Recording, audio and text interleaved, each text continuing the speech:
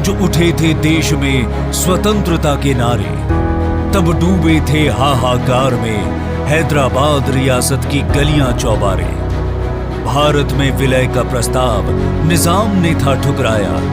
पाकिस्तान की शह पर रक्त रंजित खेल था रचाया।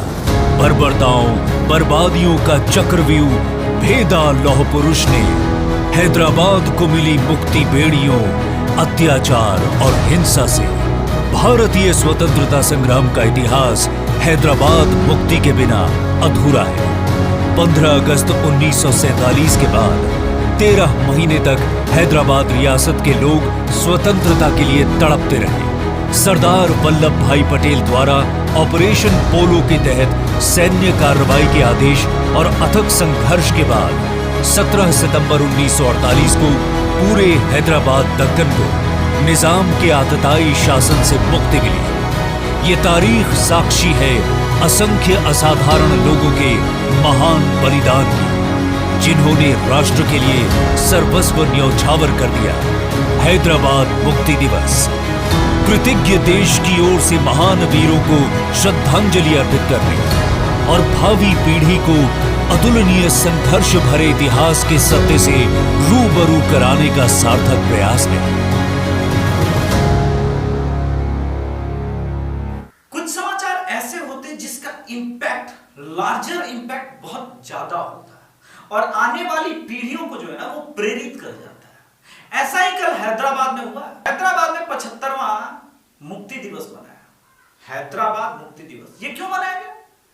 जब हैदराबाद के निजाम ने कहा था कि मैं भारत में नहीं मिलूंगा, एक तरफ आजादी के नारे गूंज रहे होंगे, लेकिन ये पूरा जिसको आज आप सीमांध्रा कहते हैं या कहते हैं तेलंगाना कहते हैं या कलेक्टिव रूप से आप आंध्र प्रदेश कहिए, ये बेचैन था कि हमें तो भारत में मिलना है। आबादी सबसे ज्यादा हिंदुओं की थी, मगर निजाम के मन में था पाकिस्तान से मिलना है। ऐसे में लौह पुरुष सरदार वल्लभ भाई पटेल ने जो किया वो इतिहास है, लेकिन इस इतिहास को छीन लिया गया हमसे। हमें भूलने को विवश किया गया इस इतिहास को, आपको पता है। इसी वजह से हैदराबाद की आजादी का कभी कोई सरकारी कार्यक्रम नहीं। सरकारें आई बदली, कई साल बीत गए, कई दशक बीत गए, लेकिन अमित शाह भी तो एक दिन गृह मंत्री बने और बनने के बाद जो उन्होंने निर्णय लिया कि 75वां लिबरेशन डे मनाएंगे हैदराबाद मुक्ति दिन को सरकार की अनुमोदना के साथ मनाया जाए। एक तो इसमें बहुत बड़ा हाथ जो है वो किशन रेड्डी जी का है। किशन रेड्डी जी पता है कौन है? यूनियन मिनिस्टर है कल्चर और टूरिज्म के।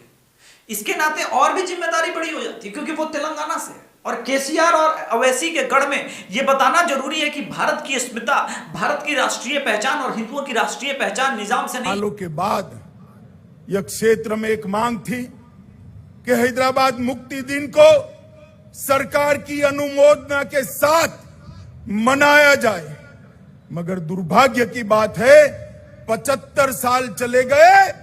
जिन्होंने यहां पर शासन किया उन्होंने वोट बैंक की राजनीति के कारण हैदराबाद मुक्ति दिन मनाने का साहस नहीं किया।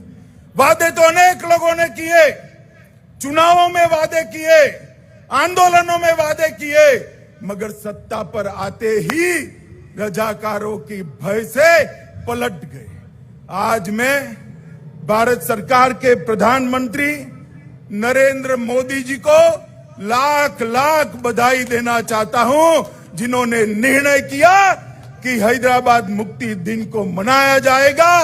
ये मुक्त हवा में जो आज भारत का ये ऐतिहासिक और बड़ा हिस्सा सांस ले रहा है, इसके लिए हमारे लौह पुरुष सरदार पटेल को अनेक अनेक प्रणाम कर कर श्रद्धांजलि देना चाहता हूं। तेलंगाना के जनता की ओर से, महाराष्ट्र के और कर्नाटक के निजाम के राज में जो जिला थे, उनका जनता की ओर से आदरणीय प्रधानमंत्री को, आदरणीय गृह मंत्री को, केंद्र सरकार को आदराया।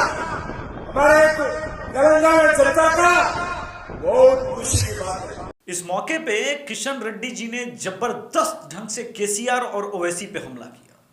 और उन्होंने साफ तौर पे कहा कि किस प्रकार से हैदराबाद के लोगों की भावनाओं के साथ, अस्मिता के साथ, उनके राष्ट्रवाद के पहचान के साथ जानबूझ करके सोची समझी नीति के साथ खिलवाड़ किया गया। आपको पता है ये क्या है? आज भी हैदराबाद में बहुत सारे लोग हैदराबाद को निजाम के नाम से